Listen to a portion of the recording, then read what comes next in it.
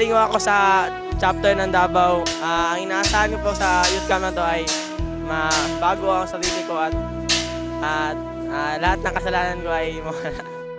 Actually, may work po ako pero nag-leave po ako para po makasama sa youth camp because I'm expecting more and more. Glory to God.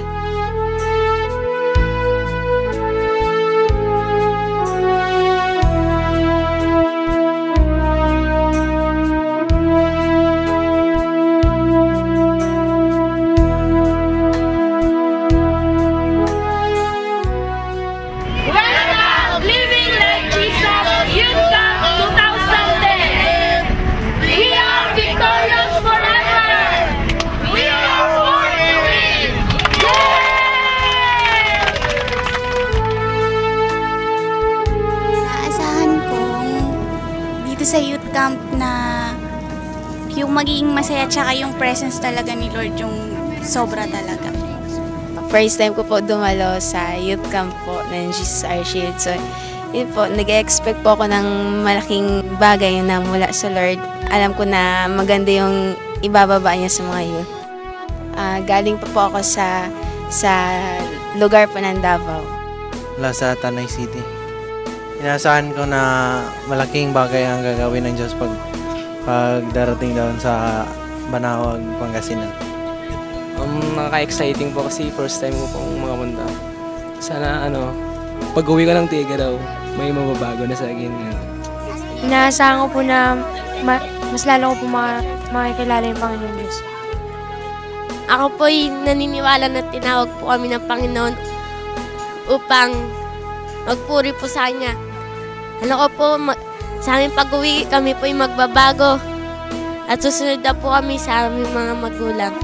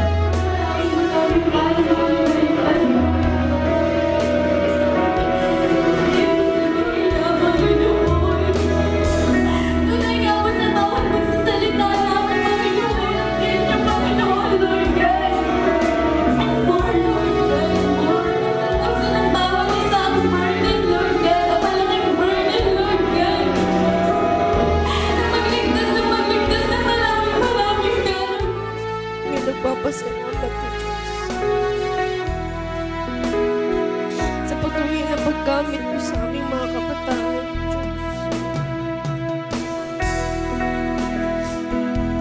Patuloy nga po namin tinataas sa inyo, Lord. Hayaan mo, Lord, ka namin.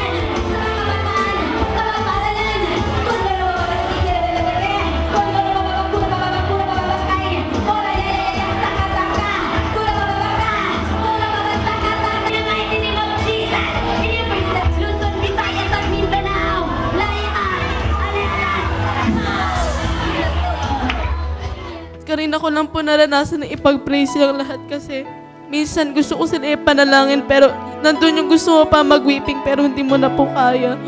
Pero kaya na po talaga. Wala po talaga tigil yung pag-iyak ko po kanina. Kahit hindi po ako nagsasalita lang ako sa isip ko. Pero tulog po na luha ko talaga hindi umaano hindi tumitigil eh. Kaya nagpapasalamat talaga ako kasi nakarating talaga kami ito sa youth camp na talagang ibang-iba po talaga siya. Na-experience ko po sa pananalangin nakakaginawa po ng pakiramdam at grabe po yung pasarit. Grabe na po yung hagulol ko kanina.